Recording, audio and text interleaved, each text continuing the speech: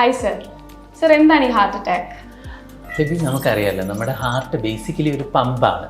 നമ്മുടെ ശരീരത്തിൽ എല്ലായിടത്തും ബ്ലഡ് പമ്പ് ചെയ്ത് എത്തിക്കുക എന്നുള്ളതാണ് ഹൃദയത്തിൻ്റെ കർത്തവ്യം. ഈ ഒരു പമ്പ് എന്ന് പറയുന്നത് ഇറ്റ്സ് മെയ്ഡ് ഓഫ് മസിൽസ്, നിറയെ പേശികളായിട്ടാണ് ഇത് ഉണ്ടാക്കിയിരിക്കുന്നത്.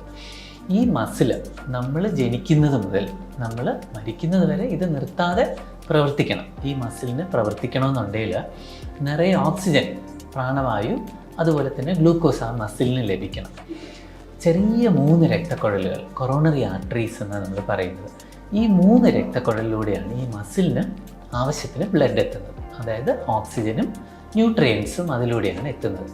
ഈ രക്തക്കുഴലിനകത്ത് എന്തെങ്കിലും ബ്ലോക്ക് വന്നു എന്നിരിക്കട്ടെ, കൊളസ്ട്രോൾ അടിഞ്ഞുകൂടി അല്ലെങ്കിൽ രക്തം കട്ട പിടിച്ച് അതിനകത്ത് ബ്ലോക്ക് വന്നു കഴിഞ്ഞാൽ ഈ മസിൽസിന് ആവശ്യത്തിന് രക്തം കിട്ടത്തില്ല, ആവശ്യത്തിന് ഓക്സിജൻ കിട്ടുന്നില്ല, ആവശ്യത്തിന് പ്രാണവായു കിട്ടുന്നില്ല, ന്യൂട്രിയൻസ് കിട്ടുന്നില്ല. അങ്ങനെ വരുന്ന സമയത്ത് ഈ മസിൽ ഡാമേജ് ആവും, ഹാർട്ടിൻ്റെ പമ്പിങ് ശക്തി അങ്ങ് കുറഞ്ഞു പോകും. ഇതാണ് ഹാർട്ട് അറ്റാക്ക്.